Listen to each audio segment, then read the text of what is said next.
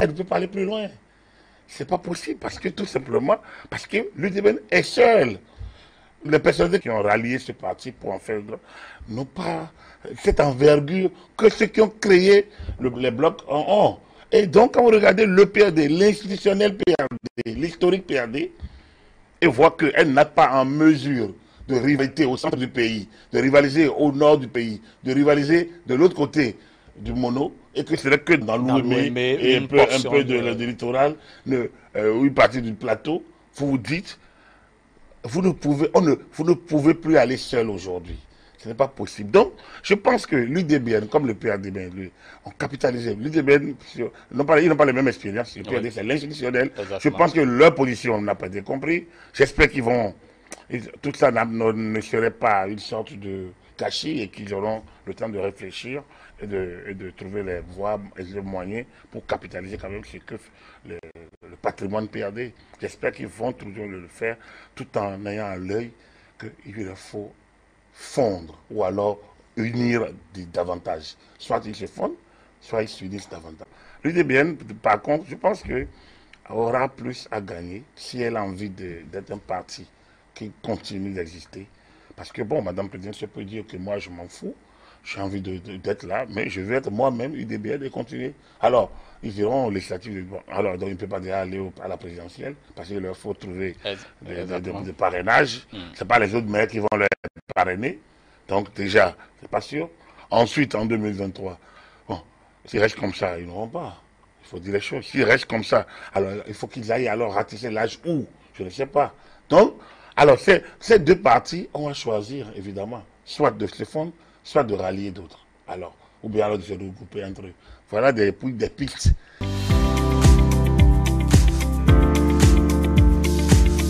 Le Parti de Renouveau démocratique et l'Union démocratique pour le Nouveau, UDBN, PRD, doivent savoir désormais qu'ils ne comptent pas sur l'échiquier. Ils ont des militants, ils ont des visions, ils sont reconnus légalement jusqu'à présent. Mais face au défi de la représentation nationale, il faut qu'ils lancent une réflexion pour savoir quelle sera la suite. Parce que la suite, c'est la présidentielle. Ils seront absents. C'est une évidence. Ensuite, c'est les élections législatives de 2023. Tout va vite. Comment peut-il être présent si déjà les autres occupent le terrain et eux ne peuvent pas, ils n'ont pas de qualité. Donc il faudrait qu'il faut trouver un palliatif entre cette présence au niveau des résultats et une existence quand même au niveau de l'animation de la vie politique. Oui, ils peuvent décider de continuer à animer la vie politique nationale en disant bon non, on va essayer chacun, parce qu'il y a des critères au niveau de la charte des partis politiques. Parce que quand vous perdez un certain nombre d'élections, vous perdez votre existence. Donc en réalité, je pense que l'UDBN et le PRD doivent mener de bonnes réflexions. Il ne m'appartient pas de leur dire ce qu'ils doivent faire. Ils sont suffisamment outillés.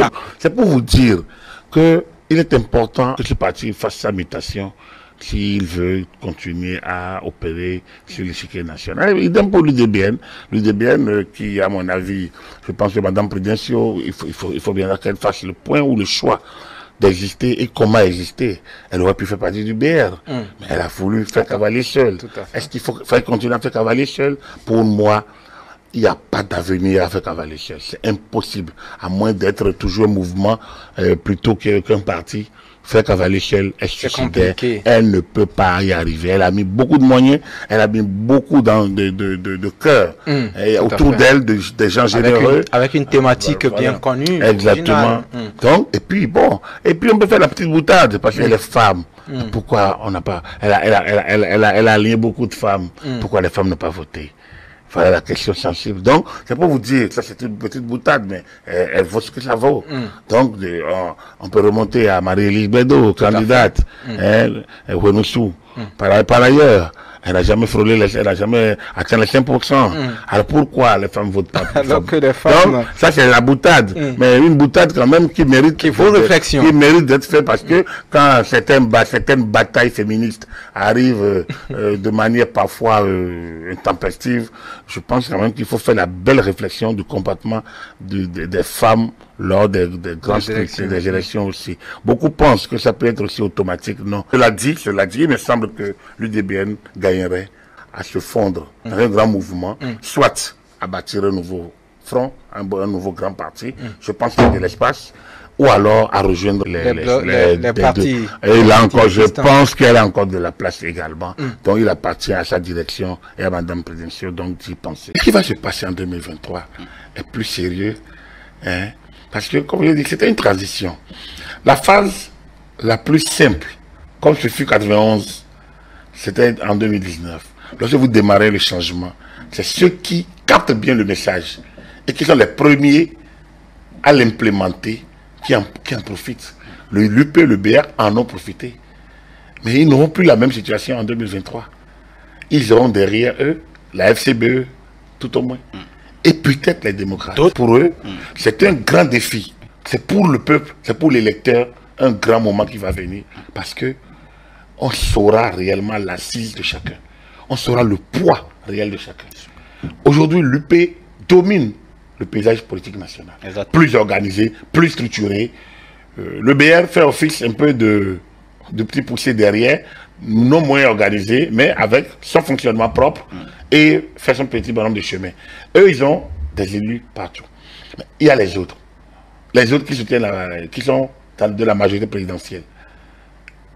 L'UDBN, qui ne dispose pas de le PRD, Moël Béné, FCDB qui a soutenu le chef de l'État tout récemment. Donc, alors quand on les prend, quelle sera leur situation en 2023? D'autant que les alliances ne sont pas autorisées. Moël Béné, bon, Moël a rallié l'UP lors des élections communales. Mais Moël existe toujours comme entité politique autonome aujourd'hui. Qu'est-ce qui va se passer d'ici 2023? Est-ce qu'ils vont pousser plus loin pour se fondre? Je pense qu'ils ont intérêt. Il y a des partis qui ont intérêt à se fondre dans les autres.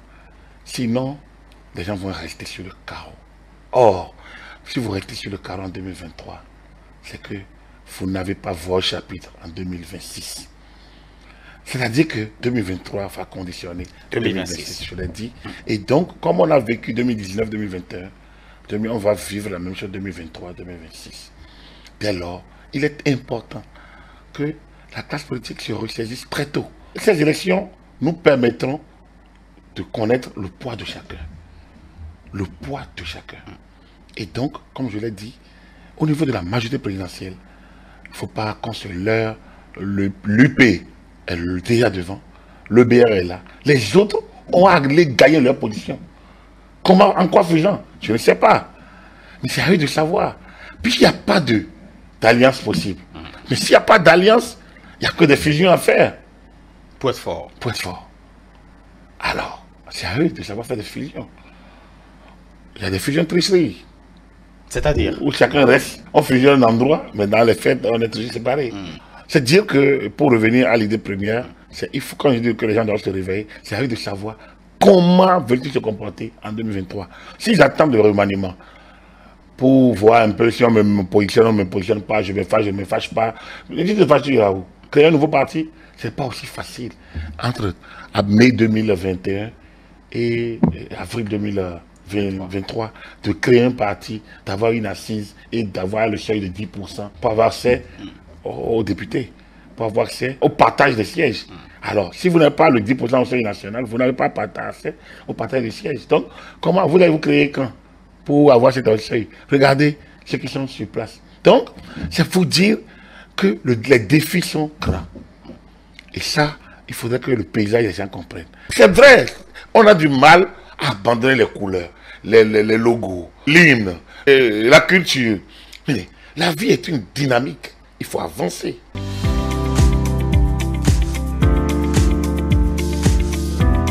Je pense que ce parti, il faut leur offrir parfois le nombre de personnes, il faut leur offrir suffisamment de gens pour être dans tous les bureaux de vote, pour qu'ils se rendent compte qu'ils ne peuvent pas faire mieux que ce qu'ils font aujourd'hui. Je pense qu'il ne faut pas se voiler la face. Ils ont peut-être les moyens de faire le travail, mais je pense qu'il y a mille manières d'agir et d'exister. Je continue de dire qu'ils peuvent être un courant dans un parti. et bien ressortir leurs différences. C'est ça l'animation à l'intérieur d'un parti aussi. Mais vouloir coûte que coûte exister comme parti et chercher des boucs émissaires, à mon avis, fallacieux comme cause de ci ou de ça, je pense que ça se tromper soi-même. Mais ce qu'ils disent n'est pas si tous les partis ont subi ça. Il n'y a pas un électeur derrière lequel on a mis tel parti. Donc, du coup, c'est des problèmes récurrents de tout le monde. Si tout le monde a été sujet à un même problème du nord au sud, de l'est à l'ouest, pourquoi vous pensez que c'est vous, naturellement? Quand on lit, mais c'est des récriminations carrément à la limite des partis d'opposition. C'est à la limite si on a des récriminations totales, comme si on n'est pas partie prenante de ce que je fais. Moi, je trouve qu'il faut que le parti UDBN ouvre les yeux et comprenne qu'ils n'ont pas plus que ce champ-là. Moi, quand vous le dites, c'est pas que vous êtes contre. Moi, j'aime la bravoure de Madame la Présidente, Claudine Prudencio. Mais c'est pas parce que j'aime ça que je vais lui mentir. C'est ce que je pense. C'est comme je disais pour Jacques, je partage beaucoup de convictions que comme c'est déjà Jacques a dit. Dans beaucoup de domaines, j'aime bien sa manière. Je réagis presque comme il réagit. Je me retrouve beaucoup en lui. Mais bon, ça ne veut pas dire que on ne se dit pas la vérité. Et heureusement que lui et moi, on échange. Mais donc, Madame la Présidente, je pense qu'il va falloir qu'elle ouvre les yeux et qu'elle se tourne dos à ceux qui pensent qu'elle va continuer à garder ce truc-là comme un parti. Ça ne peut pas. Après, des militants vont partir, d'autres vont venir, d'autres vont partir, d'autres vont venir. Ça n'a pas d'avenir. Je pense qu'il faudrait peut-être que Madame comprenne ça et essaye de négocier une belle entrée quelque part. Et maintenant de dire, ok, moi je vais rester. Le courant UDBN va rester. Nous allons continuer. On n'ira pas contre les mots de... Parce qu'en réalité, qu'est-ce qu'il oppose aux autres partis? Pas grand-chose. Elle est dans le combat des femmes. Mais quel parti est contre les femmes? Elle est dans le combat des jeunes. Mais quel parti est contre les jeunes? Donc, du coup, elle a choisi son parti. Et maintenant, demander à exister comme courant. Et moi, je pense qu'elle permettrait à ces braves dames et messieurs qui travaillent avec elle d'avoir au moins des positionnements. Oui. Hein? Ça, c'est quand même ce qu'on peut attendre d'un parti politique. Pour moi, je pense qu'ils ont des moyens. Ils les utilisent. Et il y en a qui sont heureux parce que ces moyens existent. Ça leur permet de vivre. Il y a des strapontins qui sont balancés à gauche et à droite. Et on maintient ça comme un parti. Non, moi je pense que, honnêtement, moi quand j'ai lu même les démocrates n'ont pas aligné tant de récriminations. Et je trouve que c'est quand même pas... Non, c'est pas... Tous les partis ont eu les mêmes problèmes. Parce qu'aucun militant, aucun votant, aucune population n'est stigmatisé, électeur de ci, électeur de ça. Chacun, c'est dans l'urne qui choisit son camp. Donc, on ne peut pas dire que mes militants ont été empêchés d'agir. Non. J'admets ceux qui parlent des handicapés, n'ont pas pu toujours, moteurs, n'ont pas toujours été en mesure parce que aujourd'hui, on commence à se réveiller en disant que notre société n'est pas faite que des gens totalement valides et qu'il y en a qui ont des petites difficultés qu'il faut accompagner. On se rend compte que le travail de l'ANIP, malgré l'audit que tout le monde a salué, qui est au niveau de la répartition, je parle au niveau des bureaux de vote, des postes de vote, et il me semble que ça c'est la Sénat qui s'en occupe. Il me semble qu'il y a eu quelques dysfonctionnements de l'appareil, donc de l'informatique, qu'il va falloir corriger les prochaines fois. On parle de l'argent. Tout le monde attaque l'argent, mais qui a sorti alors l'argent? Voilà point d'interrogation. Qui a sorti là? Donc, le parti a déjà participé aux élections communales. On a vu son score. Alors, donc, aujourd'hui... C'est encore la même chose. Alors, donc, moi, Non, on peut oser dire c'est ce qu'il vaut. Non, moi, je pense qu'il faut que les gens cessent de dire ces choses-là à Madame Prudencio. Je pense qu'il faudrait qu'elle vraiment... Mais le caractère seul parti dirigé par une femme, peut-être c'est à cause de ça que ça essaie de résister contre vents et marées. Non, je dis c'est une brave dame. C'est une brave dame. C'est une militante respectable. C'est une femme de cœur, on peut tout dire. Mais après... on n'a pas tenu d'animer un parti politique. Je pense qu'aujourd'hui, la dynamique n'est pas en faveur des partis unipersonnels. Ça, c'est dit depuis 5 ans, depuis 4 ans, depuis 3 ans. Depuis la réforme. Donc, voilà, la dynamique n'est pas en cette faveur-là. Les choses ont changé. Et aujourd'hui, le seuil de 10%. Mais Madame Prudencio ne peut pas récolter 10% à l'élection présidentielle. Bruno Amoussou ne l'a jamais récolté pendant longtemps. Amoussou, c'est quand même un leader national. Il irradiait tout le mono, l'ancien grand mono, qui est Mono Koufo. Et un peu les Fifadi par ici. Mais si c'est le 6e arrondissement, si c'est le 6e séquence électorale, où aujourd'hui les démocrates ont tout rasé, notamment à Godomé, presque à la vie. Donc, quand vous voyez ça, vous dites, mais où est l'ancrage de l'UDBN? Il y a beaucoup d'intellectuels, c'est vrai, ils sont beaucoup, il y en a pas mal, des gens vraiment respectables. Comme j'ai dit, moi, je les ai vus défendre Mais quelle est la valeur ajoutée? de l'UDBN dans le débat que les autres partis, l'UP, le Renouveau et le BR portent déjà. Il n'y a pas de valeur ajoutée. Si c'est pour dire jeune, femme, ça ne c'est pas de projet de société, ça. Et les autres aussi portent ces valeurs-là. Donc, du coup, pour moi, que les gens cessent de bluffer Madame la Présidente en disant que bon, voilà, on a fait ci, on a fait ça. C'est faux, c'est faux. Bon, moi, maintenant, il y a un président délégué, d'autant plus que faux. Madame est de l'autre côté. J'ai lu, on fait dire à Madame la Présidente des choses. Non, il faut qu'elle puisse... Peut-être qu'un premier mariage n'a pas marché. Je pense qu'il ne faudrait pas que ça empêche le parti de se lancer dans d'autres dynamiques. Mais ils ont dit qu'ils vont réfléchir. Dans le sens, toujours, de trouver un bon partenaire et peut-être de fondre en quand même faisant qu'ils peuvent continuer d'exister comme courant et en disant le champ dans lequel ils peuvent exister. Ça existe partout. Aux États-Unis, il n'y a pas que deux partis. Aux États-Unis, il n'y a pas que deux partis. Il y a beaucoup de courants. Il y a beaucoup de courants. Mais qui se classe proche des démocrates, proche des républicains et lors des élections s'alignent.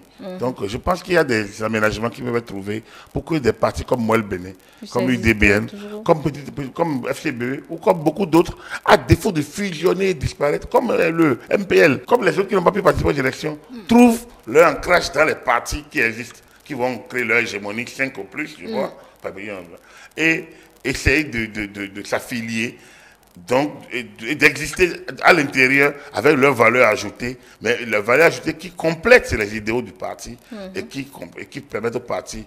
C'est comme ça que moi je vois la chose. Je n'ai pas la science infuse, mais j'estime que quelle que soit la magie, quelle que soit la part que le Tout-Puissant prendra dans son projet, le DBL ne peut pas dépasser les 10%. Je ne suis pas Dieu, mais c'est quand même une lecture. Et ce n'est pas par incantation que les gens votent pour vous.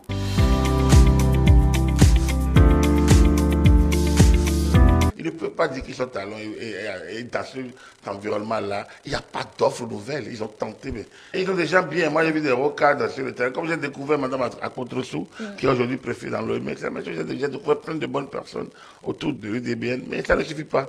Ils n'ont pas de... Pour moi, ces partis n'ont pas d'avenir. Mais apparemment, comme les gens ont les moyens de les animer, bon, ils vont continuer de les animer, ça permet à d'autres. Ça permet à des jeunes ou à d'autres de mieux s'éclore.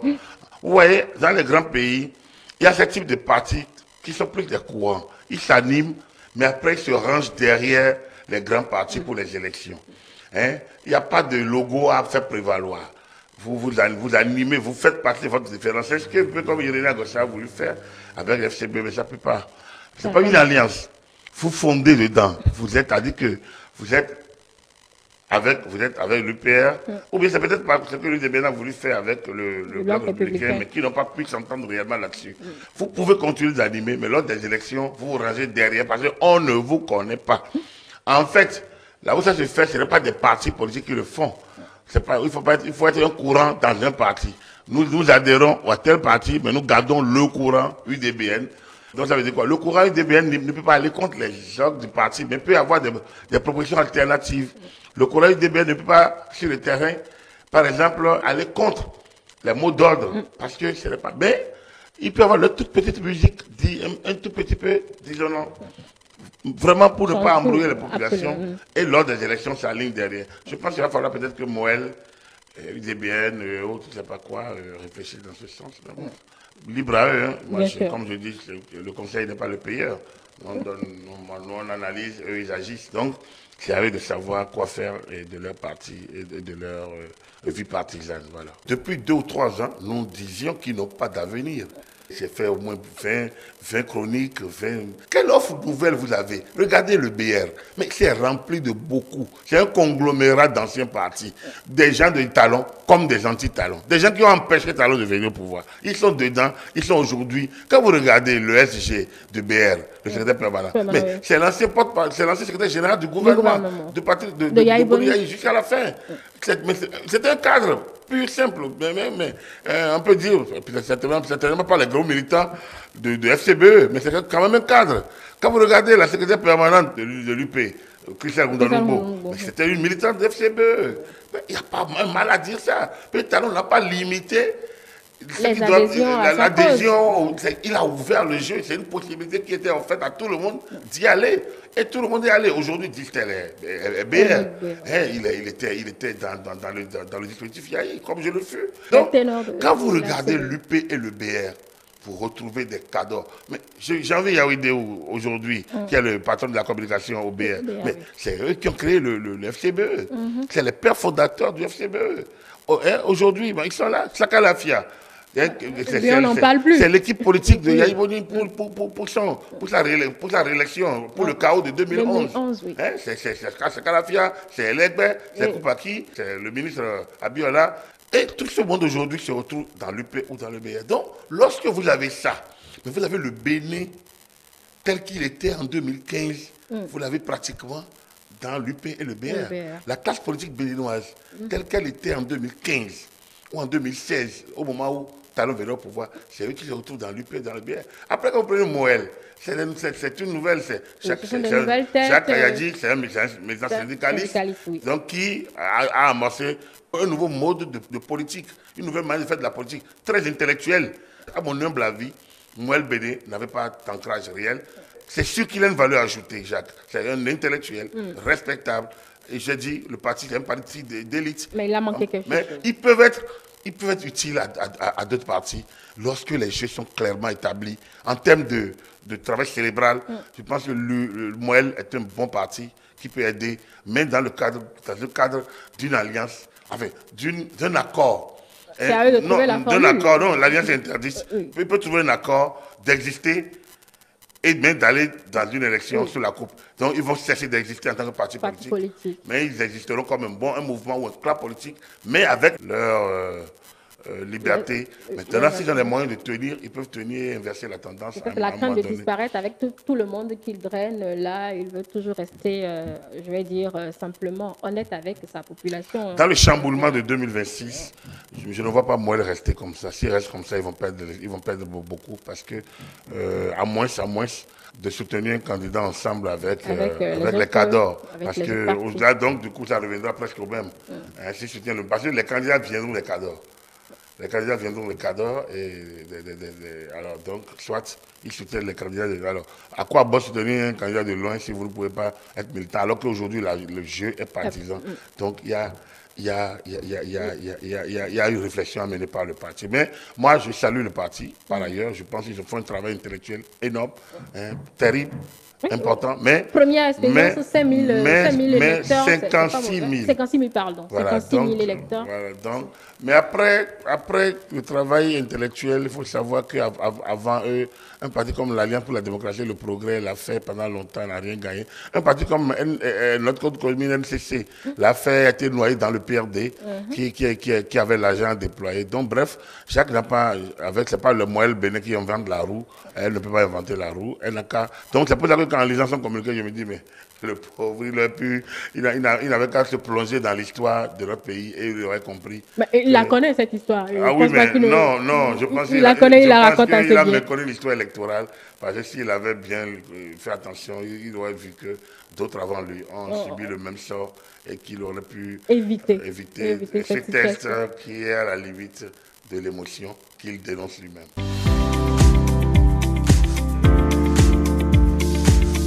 Quand on a voulu l'opposition, elle y est, mais en minorité. Pour quel impact? Même si j'avais 50 comme 59, ça aurait le même impact. Ils n'auront plus de temps de parole, mais lors des votes... Non, impact dans ce qu'ils voudraient faire pour pouvoir renverser la tendance comme ils l'ont annoncé. Hélas, nos oppositions, et dans la sphère francophone, depuis la France jusqu'à nos cieux, nous copions, hélas, le colonisateur. Nos oppositions ne servent jamais ou servent très peu à produire l'alternative, à créer l'alternative. Nos oppositions ne servent pas à corriger les lois. Nos oppositions servent à bloquer. Depuis la France jusqu'à cette ancienne colonie, l'opposition sert à bloquer, à empêcher le pouvoir. Or, l'exécutif est élu, le chef d'État est élu pour conduire une politique. Bien sûr. Alors, si le rôle de l'opposition est de bloquer l'action du gouvernement, il se pose une situation, donc, disons, de blocage. Une situation où on ne sait pas où on va. C'est le contrôle qui est mis justement dans leurs actions qui peut-être entraîne à cette dérive dont vous parlez, Agapé, Non, le contrôle de nos l'action oppositions, gouvernementale. en accommodation avec ce que ça se fait dans l'Hexagone, se dit que quand on est l'opposition, c'est s'opposer à tout. À tout. Non, normalement, dès que l'opposition a connaissance d'une loi, si elle est bonne, pourquoi ne pas la voter? C'est parce qu'on est dans l'opposition qu'on doit nécessairement trouver une voie alternative. Moi, je veux dire, depuis 2017, lorsque l'opposition a bloqué le projet de révision constitutionnelle, mais lorsque vous les écoutez, ils ne disent rien de... Ils n'ont jamais sorti une raison concrète. Vous ne savez pas pourquoi ils ont bloqué? C'est la loi fondamentale. Ils l'ont bloqué parce qu'ils l'ont bloqué. Mais tout le monde appelait la révision de cette loi-là. Le président Talon avait parlé d'un mandat unique. Beaucoup attendaient cela. C'était dans ce projet-là. Nous, les médias, on attendait beaucoup. C'était dans ce projet-là. Il y avait beaucoup d'éléments de réforme et de modernisation de la Constitution et de la vie politique qui étaient contenus dans ce projet. Ils l'ont rejeté sans raison valable. Aucune raison. C'est parce que c'est le projet de Talon, il fallait le bloquer. Parce que nous, on est de l'opposition. Ça n'a pas de sens. Lorsque la loi des finances arrive, parfois, on discute. Parfois, même lors de la discussion, vous ne voyez même pas d'opposition. Et lors du vote, parfois même lors du vote, parce que vous voyez, le vote se fait article par article. Mais après, on vote tout le corpus. Document, ouais. Lors du vote article par article, ça passe. Lors du vote général, ça passe pas. On se dit, mais qu'est-ce qui se passe? On ne peut pas travailler comme ça. En fait, nous avons un modèle d'opposition, de blocage. Or, le concept de l'opposition que les démocraties attendent, c'est l'opposition qui amène l'alternative. Qui disent non, vous aviez dit que vous allez faire ça. Mais si vous faites ceci, voilà l'impact possible. Voilà l'étude que nous, on a commanditée. Voilà le résultat. Si vous faites cela, ce que vous voulez faire, voilà ce que... Normalement, c'est sûr. On a très peu de ces cas-là. Exactement. Parce que justement, le peuple aussi adore. Les réseaux sociaux adorent. Les intellectuels adorent. Tout le monde adore. Même les chancelleries adorent. Que ça bloque, que ça bavarde du matin au soir. Qu'on coince, et qu'on vote ça finalement. Et malgré le débat, on va vous dire que bon, la minorité qui n'a pas voté va dire oui, la majorité, le président, avec sa majorité mécanique, a voté. A dit qu'on ne conçoit pas que c'est logique que la majorité vote. On taxe cette majorité mécanique en injure, enfin de très mauvaise loi, je vais dire. Je ne sais pas s'il y a l'injure de bonne loi, mais en injure aux autres qui ont fait leur travail, qui est de vous donner au gouvernement les moyens d'action. Le Parlement n'est pas un contre-pouvoir. Le Parlement est un pouvoir qui complète l'exécutif. L'exécutif agit dans la vie quotidienne des citoyens. Le Parlement lui en donne les moyens à travers la loi des finances et à travers les lois. La Constitution a prévu ce qui relève du domaine de la loi et de ce qui relève du domaine des règlements. Ce qui relève du domaine de la loi doit pouvoir être réglé par le Parlement qui donne les moyens à l'exécutif. Cette opposition, ce qui est curieux, qui ne donne pas les moyens à l'exécutif, c'est la même qui veut contrôler son action. Mais vous voulez contrôler l'action que vous n'avez pas autorisée. Il y a quelque chose qui cloche. Donc vous voyez, globalement, c'est 28. Oui, justement, vous c'était demandiez, la question. Quel sera leur impact? Mais ils seront là, ils vont parler, ils vont au moins donner leur vision des choses. Peut-être que certains iront dans le sens de la modernité, en disant, bon, nous, on n'est pas là pour bloquer. Nous, on est là pour accompagner, mais dans le sens de notre vision. Parce qu'en tant que parti, les démocrates, nous avons aussi une vision. Voilà notre vision. Et donc, ils doivent partager leur vision à travers leur prise de parole.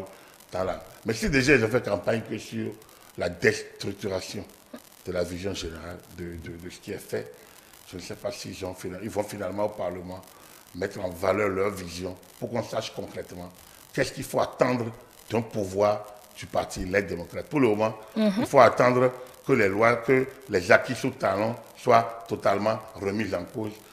Avec 28, c'est pas évident. Mais c'est ce qu'ils ont dit. C'est pas évident. Ça doit être un échec personnel pour eux, malgré ces 28-là, puisqu'ils ne pourraient peut-être pas atteindre tous les objectifs. C'est pas un échec. Il y a beaucoup de promesses quand même. C'est pas un échec. Le peuple a pris sa direction, a choisi la direction où va. Il n'y a pas de vent favorable à celui qui ne sait où il va. Le peuple sait où il va, a pris la direction de là où il doit aller. de là où on a commencé à aller, de l'orientation en cours, des réformes en marche, des transformations visibles, des évolutions progressives et qualitatives de la société, de l'assainissement des mœurs, des finances publiques. Donc, Le l'avantage, peuple connaît où il va. Un Bénin qui se modernise de plus en plus. Un Bénin qui transforme, qui se transforme. Un Bénin qui se révèle aux Béninois eux-mêmes et à l'extérieur. Un Bénin dont la voix porte de plus en plus dehors. Un Bénin qui fascine désormais. Un Bénin qui fascine même des Béninois qui connaissent les lieux qu'ils ont laissés fait 4 mois plus tôt. Comment voulez-vous laisser tout ça? Des transformations sociales, une vision qui accompagne rigueur, qui allie rigueur et prise en charge sociale. Donc, lorsque vous avez tout ça, vous ne pouvez pas suivre ce qui vous amène dans l'aventure. Et c'est cela. Donc, pour moi, le parti Les Démocrates a intérêt à utiliser ces 28 députés. Ils auraient pu être 15 ou 50. Il suffit de les utiliser pour montrer qu'ils peuvent être un parti de gouvernement et non un parti de destruction. mais que diront-ils à nos compatriotes qui sont à l'extérieur parce qu'ils comptaient sur eux peut-être pour faire leur retour au Bercail et à Agapit Napoléon Bafoué-Quand vous avez entendu beaucoup de promesses dans ce sens. On a parlé de loi d'amnistie, retour au Bercail, de tous ceux-là que vous connaissez. Que diront-ils à ces personnalités? Ce qui est curieux, c'était lorsqu'il y a eu le dialogue politique et on avait parlé de l'amnistie, c'était encore eux qui ont critiqué l'amnistie. On peut encore remonter à leur dire que c'était pour que les gens qui aient impunité, que l'amnistie consacre l'impunité. C'est eux. Et aujourd'hui, ils parlent d'amnistie. Je ne veux pas trop m'aventurer. Pour moi, je dis toujours que ce soit ceux qui sont dehors, qu'on appelle les exilés, que ce soit certains dont on cite les noms et qui sont en prison, je dis, et moi je redis, qu'il y a plusieurs manières de les sortir ou de leur donner, de permettre une décrispation. Il y a plusieurs manières. Et il me semble que le chef de l'État a plusieurs fois tendu la main, mais j'ai l'impression que les gens n'arrivent pas à prendre le sens, à cerner le sens des choses et à comprendre ce qu'ils doivent faire pour que cette situation soit réglée partout dans le monde entier. Lorsque vous vous soustrayez à la rigueur de la loi, vous n'êtes pas un bon citoyen. Normalement, vous agissez et vous prenez la rigueur de la loi. Vous savez, entre Eki Amadou qui est en prison et Djeronte Angossou, c'est quand même 2 anciens ministres de la Justice. Oui, quand moi je les vois dans les postures qui ont été les leurs, à un moment donné, je me suis dit, mais d'autres peuvent se fourvoyer. Mais lorsque le garde des Sceaux de la République se met dans une certaine posture, même s'il n'est plus au pouvoir, ça pose un problème. C'est un homme de la loi, c'est le gardien du temple, le garde des Sceaux, le gardien de la loi. Alors, lorsqu'il n'arrive pas lui-même à déférer aux lois, ça pose un gros problème. Mais après, on va me dire que c'est la politique. Oui, mais nous, la politique doit enseigner, la politique doit instruire. Tout le monde suit la télé aujourd'hui. Ce n'est pas avant où la télé ouvrait jeudi à 19h et fermait après. C'était pas le Léon, on n'a plus autant de blancs noirs que tu faut. Aujourd'hui, tout le monde se promène avec sa télé en main. Bien sûr. Alors donc, le contenu de ce que nous disons doit pouvoir être bien mesuré et les postures que nous prenons doivent pouvoir être bien pensées pour que nous ne soyons pas en décadence avec les choses que nous avions promues.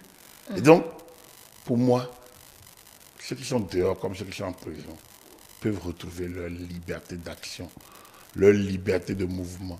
Si ceux qui les soutiennent réellement les soutenaient comme ils le disent, s'ils les soutiennent réellement. Parce que s'ils les soutiennent réellement, il y a des voies, ces moyens pour y parvenir. Il y en a toujours.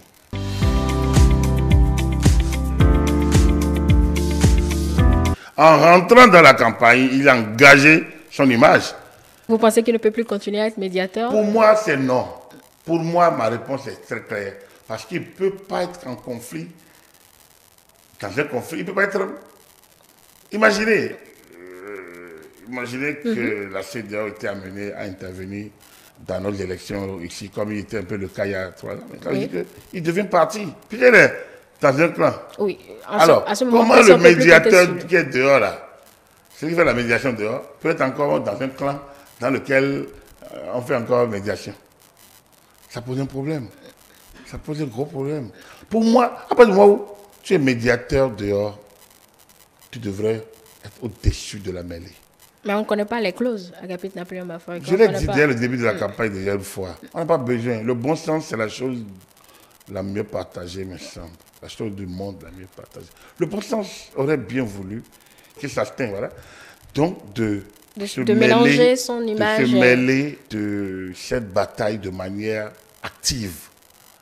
Il aurait pu rester président d'honneur. Parce que pour ça, moi, je trouve que c'est logique. Il garde cette position-là. Ça lui plaît. Mais descendre dans l'arène, c'est devenir partie prenante.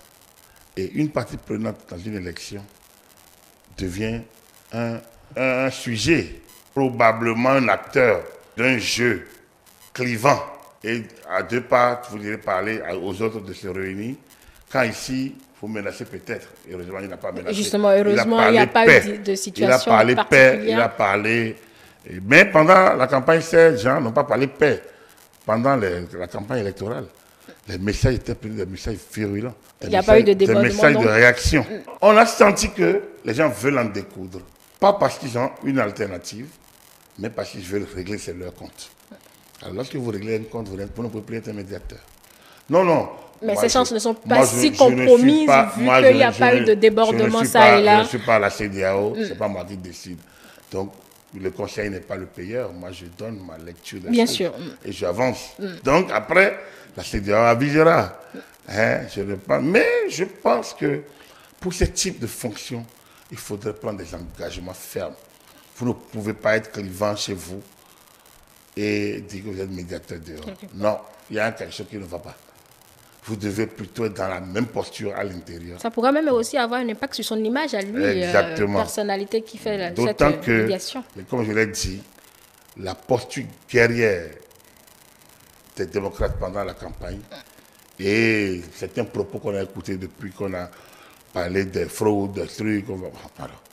Mais, comme je le dis, cette année, ça a l'air d'être un peu plus cool qu'avant. Est-ce que c'est l'impact du médiateur? Je ne sais pas. On ne sait pas. Donc, je constate que ils ont opté pour le recours aux institutions. Et d'ailleurs, depuis que la Cour constitutionnelle a proclamé les résultats, on a l'impression que le peuple est déjà passé à autre chose. Alors, je ne les vois pas, même s'ils sont dans leur logique guerrière, je ne pense pas qu'il y a quelque chose encore à se mettre sous la dent. C'est fini. Sauf si ils n'arrivent pas à tirer le son du système des choses.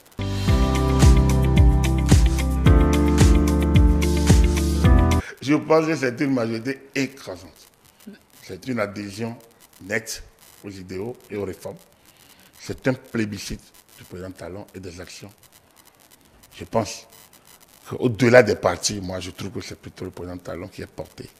Pas la population qui ce n'est pas les élections, c'est pas l'élection présidentielle, c'est des législatives. Mais comme je le dis, c'est des législatives transitoires. C'est transitoire. Et donc, c'est les réformes. Et c'est pour ça que l'UP et le BR portaient les mêmes idéaux.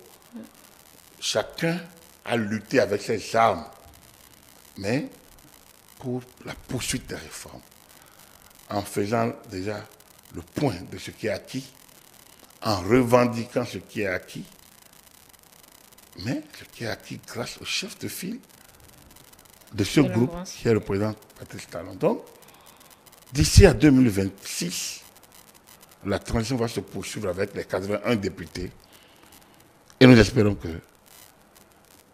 qu'ils vont continuer d'impacter les populations pour que dans les chamboulements à venir,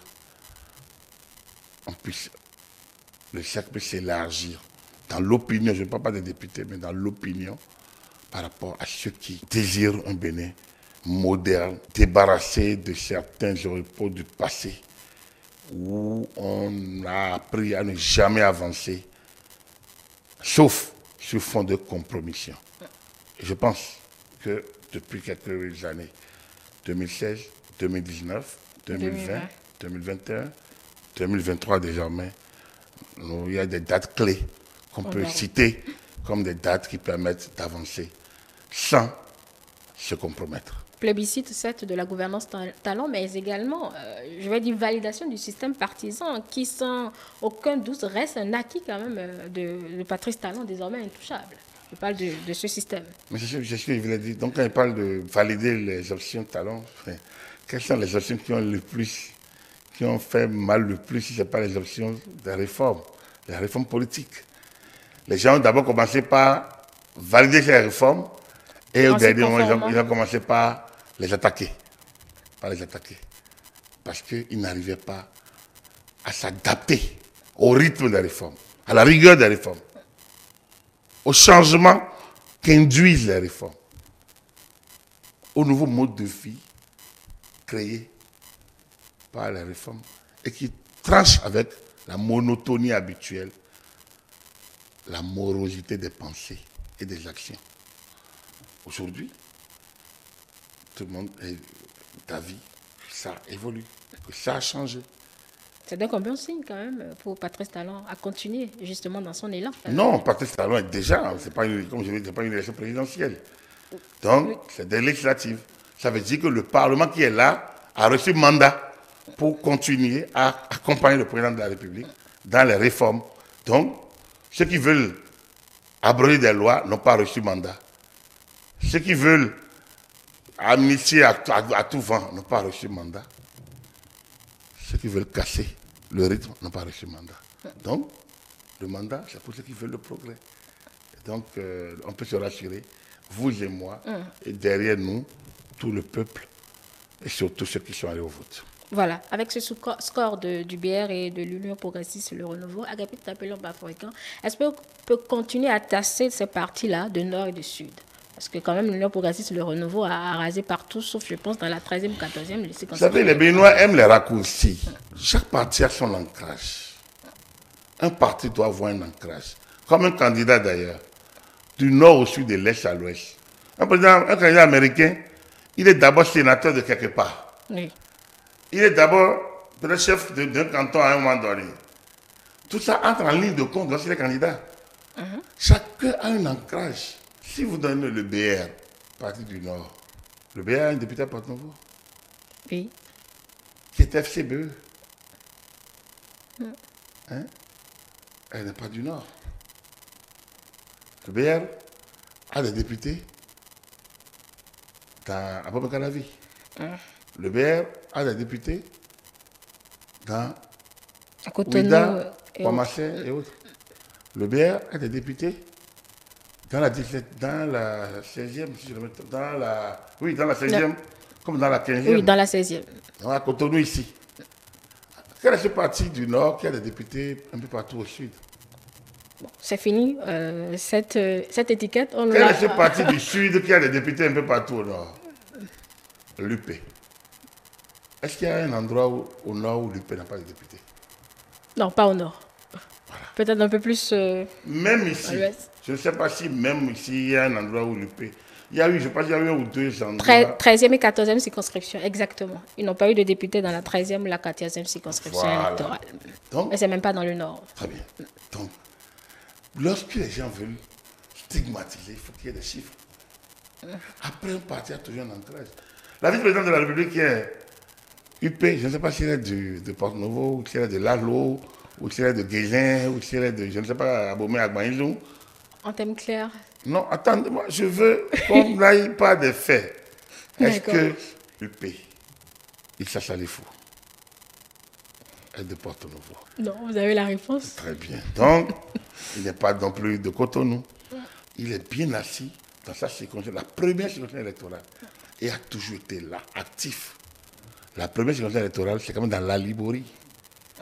Avant, c'est des partis qui avaient des ancrages dans ces endroits-là. Partis du Nord, partis du Sud. Aujourd'hui, il n'y en a pas. Aujourd'hui, il n'y en a pas. Donc, maintenant que des partis et des ancrages, c'est quand même logique.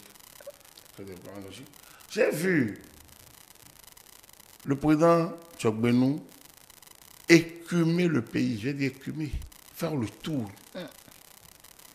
avant les élections, dès qu'il a pris la présidence. Il y en a avant qu'ils restaient dans leur zone, enfermés dans leur zone. Et ne font comprendre Parce que que c'est dans là. leur zone. Oui. Je pense qu'il a tellement fait qu'il a peut-être oublié des arrondissements de Cotonou qui auraient pu être faits s'il était contenté de dire nous sommes partis du Sud, comme beaucoup le pensent. Ou certains le pensent trivialement. Il a fait tout le tour du pays. Derrière lui, la vice-présidente de la République, qui est de l'UP, qui est membre du bureau directeur, ils sont 3. Et avec lui, le député Benonchi, qui forme le trio. Ils ont fait tout le tour du pays. Ça veut dire qu'ils reconnaissent des militants un peu partout dans le pays. L'un des responsables des cadres du parti, l'un des membres des cadres du parti, je pense qu'il était candidat, Jocelyn Néné-Dini. Jocelyn. Je l'ai vu prendre la parole parce que les cadres du parti ont fait une réunion et Jabourin les a reçus. Ou bien j'étais reçu par le président du parti. Jocelyn, il n'est pas là. Donc c'est dire quoi? Quand vous voulez, on va montrer la cartographie BR à travers tout le pays. La cartographie UP à travers tout le pays. La cartographie, les démocrates, on verra qui est un parti plus régionalisé que d'autres. On peut peut-être regarder ça rapidement. Chacun a qu'à s'amuser à faire ça et ils sauront où est l'entrée de chaque parti. L'UP et le BR sont des partis nationaux. Ça, il n'y a rien à dire. Tout comme les démocrates semblent l'être. Quand vous regardez l'FCBE, l'FCBE n'ont pas un ancrage. Ils ne sont pas du Nord, ils ne sont pas du Sud. Ils sont de partout. Ils sont un parti national. Ils sont partout. L'FCBE ont des candidats partout. Donc, même si ce n'était pas... Ils ont eu des gens partout. C'est ce qui fait de la quatrième force politique du pays. Ils n'ont pas pu avoir les 10%. Mais bon. Donc voilà, on peut dire la même chose. Mais même si l'UDBN se réserve dans certaines zones, mais l'UDBN a quand même eu des voix un peu partout aussi dans le pays. Ça veut dire que même si elle n'a pas prospéré, elle peut dire quand même que c'est un parti national. Elle a eu un parti. Donc, les exigences de l'achat des partis, aujourd'hui, ne donnent plus la latitude à des partis régionaux vraiment de prospérer, d'exister. Je pense qu'il faut qu'on sorte ces choses-là de la tête des gens. Nous sommes tous nés quelque part. On a grandi quelque part. Donc on a une souche. C'est pas parce que le responsable est de tel endroit que le parti est de l'endroit. Il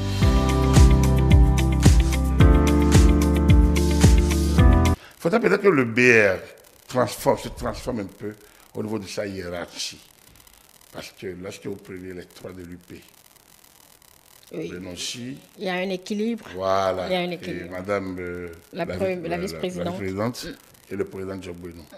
Quand on prend le BR, ils n'ont pas encore réglé la question de la tête. Je pense qu'il faudrait qu'ils le fassent pour qu'on ne voit pas on ne voit plus seulement le duo. Parce que le départ de Abimbola a maintenu juste un duo, bien Tchané et Gbian. Je pense qu'il va falloir élargir. En tout cas, le parti, c'est ce qu'il doit faire. Ce n'est pas à moi de le dire. Mais je pense que ces 3 années vont permettre sans doute, les 2 années, tout au moins 2023 et 2024, avant les perturbations, les fièvres électorales de 2025-2026. Je pense que les partis vont se transformer et essayer d'équilibrer ce qui doit l'être en leur sein pour mieux asseoir la réforme et aussi mieux étendre leur influence. Pour moi, il est important que ça se joue autour de l'UPR et du BR. Pour moi, on ne peut pas... Aujourd'hui, ils se sont déjà révélés comme des partis dominants. Les démocrates s'ajoutent, l'FCBE s'ajoute, pourquoi pas. Moël s'ajoute, peut-être, je ne sais pas. Et puis, ils sont la 5e force politique. Ça fait 5. On ne peut pas avoir plus de 5 partis. On ne peut pas. On ne peut pas. On ne peut pas. Nous le disions.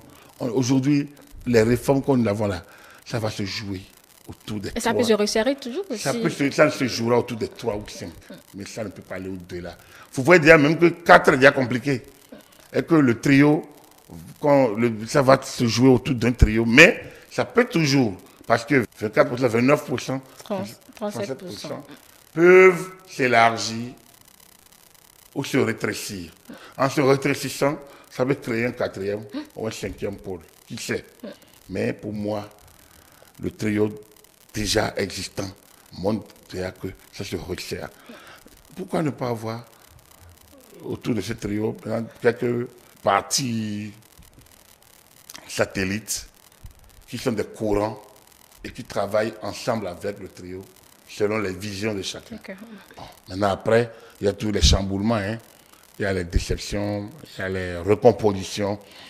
On en a encore pour 5-10 ans. Je pense que RLC s'est déjà positionné pour être parti oui, satellite. RLC, il a clarifié le champ. A soutenu, non, on n'a pas dit qu'il disparaissait, a soutenu le PR pour les législatives, n'a pas dit qu'il disparaissait. Mais c'est ce qui est attendu en réalité. Normalement, il faudrait que RLC négocie peut-être comment vivre à côté de l'UPR en tant que courant et non en tant que parti. Vous voyez, donc ainsi de suite. Moi, c'est ce que je pense, c'est ce que je souhaite. En tant qu'analyste, je souhaite vraiment, mais en tant que citoyen engagé aussi, je souhaite que autour de ces trois partis, ou peut-être, on a eu FCBE, maintenant les démocrates ont détrôné FCBE, on ne sait pas ce qui va se passer dans 3 ans, mais lorsque ça va se jouer 3, 4, 5 fois, c'est-à-dire dans les années 30, vers la fin des années 30, et de 2030, oui, qu'on essaye vraiment des partis dominants, et maintenant des courants qui permettent que ça se stabilise et ça permet aux militants maintenant d'acquérir la notion de l'idéal du parti, de la vision du parti, l'identité du parti. Je suis UPR parce que je suis porteur de telle identité. Je suis BR, non pas parce que mon ami m'a dit viens, non pas parce que celui qui m'a donné à manger est de là-bas, non pas parce que non, j'y suis. Parce que l'identité, je me retrouve dans l'identité du parti. Je me retrouve dans la vision du parti. Ce n'est qu'avec le temps que ça peut arriver. Et c'est ce que je pense. Il faudrait que ces partis travaillent à asseoir leur base et à intensifier le socle. Voilà.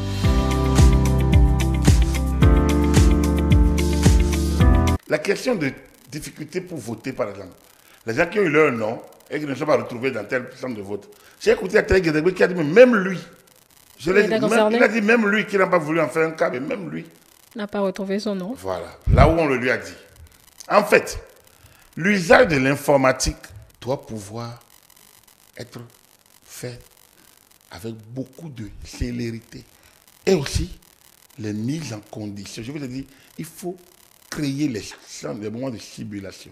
Je vous ai dit, la société civile qui accompagne ces moments-là, au lieu de faire la même chose que la Sénat ou la Cour constitutionnelle, accompagner à la sensibilisation, accompagner à la sensibilisation sur le vote pour que les gens sortent pour voter, peut avoir des volontaires qui, dans les centres de vote, aident les gens à trouver leur nom. Ce n'est pas au président du centre de vote, le président du poste de vote, d'aider un électeur à trouver sa place. Le président, lui, il a un registre devant lui, il dit ton nom n'est pas ici. C'est tout ce que lui peut dire. Il ne peut pas faire autrement. Parce que de là à là, qu'on dit qu'il fait campagne, c'est vite fait. Donc, pourquoi ne pas trouver des volontaires qui accompagnent, qui prennent en charge. Donc, vous arrivez en même temps, on vous prend en charge et on vous conduit là à chercher vos noms. Et si vous n'avez pas retrouvé, et comme je vous l'ai dit, il faudrait qu'on fasse des simulations. Mais le travail aussi doit être en amont parce que beaucoup de lecteurs ne sortent pas quand il s'agit de vérifier le nom sur la liste. Exactement, c'est pour ça que je parle de simulation. Vous savez, ce système de correction de la liste électorale, lorsque c'est informatisé, comment on trouve la population électorale en ajustant les données qui font que des gens qui ont passé 18 ans sont versés systématiquement dans la population électorale. Mais parmi eux, il y en a plein qui ne sont plus au pays. Il y en a des décès. Et puis, donc, il faut trouver un mécanisme, peut-être, où les gens doivent aller valider. Leur nom est là, ils y vont. Et ça permet à l'administration, non pas d'enrayer les autres, mais quand même de créer une marge de population électorale très proche de ce que ça doit être. Je pense qu'on va peut-être revenir dans un autre format sur ces questions-là. Il y en a beaucoup. Il y en a beaucoup sur lesquels on peut revenir pour aider l'administration, éventuellement les nouveaux députés, à aborder ces questions avec beaucoup de célérité, comme je dis. faudrait travailler à accompagner les l'électeur. Il faudrait travailler à accompagner les populations, à savoir que les seuls moments où ils acquièrent le titre de peuple, C'est dans les quand on leur demande de venir voter. Et qu'il faudrait qu'ils sortent pour mettre. Il y en a qui disent, mais qu'est-ce que moi, mon seul bulletin va faire? Je dis, mais mon Dieu, mais c'est...